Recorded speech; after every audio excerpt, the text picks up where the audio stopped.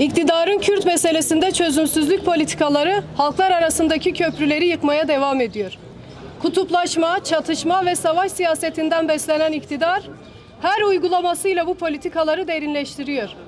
2011 yılından bugüne devam eden Suriye iç savaşı milyonlarca insanın yerinden yurdundan olmasına, mültecileşmesine ve insanlık dışı koşullarda yaşamasına yol açmıştır. Burada barış politikalarının oluşmasına engel olan yerel ve uluslararası güçler işlenen katliamlardan ve yıkımdan sorumludur.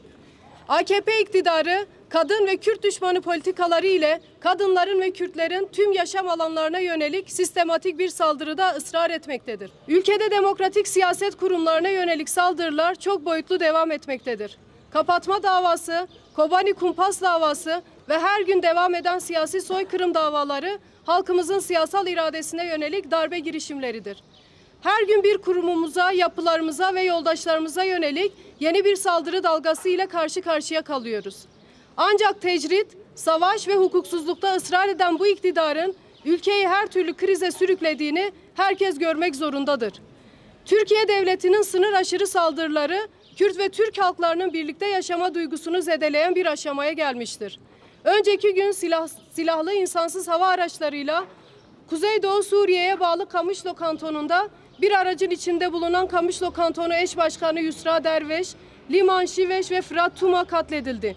Bu saldırılar ülkesini, halkını ve iradesini IŞİD'e karşı koruyan onurlu Kürt halkına karşı yapılmaktadır. Bu suikastlar özgür kadın ve özgür toplum arayışında olan yapılara yönelik organize ediliyor. Buradan bir kez daha soruyoruz. Orta Doğu'da tüm halkların birlikte yaşamı için inşa edilen bir toplumsal pratik olan Rojava yönetiminden kimler rahatsız oluyor? IŞİD'in başaramadığı karanlık iktidarını kimler besliyor? Tüm bu saldırılar özgür yaşam istenince karşı yapılıyor. Federe Kürdistan'da kimyasal silah kullanılıyor. Irak hükümeti ile beraber Şengal statüsüz bırakılmak isteniyor. Mahmur kampı ablukaya alınıyor. Rojava'da hava saldırıları ve çeteler eliyle sivillere saldırılıyor. Hastaneleri bombalanıyor ve sivil yerleşim yerleri hedef gözetiliyor. Süleymaniye'de Zeki Çelebi, Nagihan Akarsel, Hüseyin Arasan, Rojava'da Hevrin Halef ve yoldaşları ve 2 gün önce Kamışlo'da işlenen cinayetler kadın özgürlükçü, demokratik ve ekolojik yaşam paradigmasına yapılan saldırılardır. Açıkça ifade ediyoruz ki bu yargısız infazlara ve faili meçhul katliamlara devam ederek Kürt meselesinde çözümsüzlüğü derinleştiren tüm güçler çatışmayı beslemektedir. 100 yıldır sürdürülen bu siyaset halkımızın iradesini yok edememiştir, yok edemeyecektir. Bütün dünyanın gözü önünde gerçekleşen bu suikast ve saldırıların derhal durdurulması için dünya ve ülke kamuoyuna, demokratik kitle örgütlerine ve tüm savaş karşıtlarına duyarlılık çağrısında bulunuyoruz. Bu saldırılar ulusal ve uluslararası hukukun ihlalidir. Uluslararası sivil toplum, insan hakları örgütleri ve Birleşmiş Milletler'e bağlı uluslararası hukuku ve insan haklarını tanımayan bu saldırılara karşı görevini yerine getirme çağrısında bulunuyoruz. Öte yandan dün söylediğimiz gibi bugün de tekrar ediyoruz.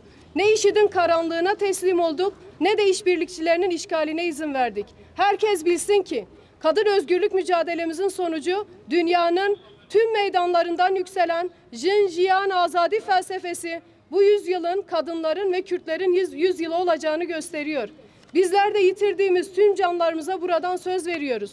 Onların ilkeleriyle yeni bir toplumsal yaşamı inşa etmek için mücadele edecek, demokrasi, barış ve birlikte eşit bir şekilde yaşamın siyasetini savunacağız. Tevger Acıner Azat.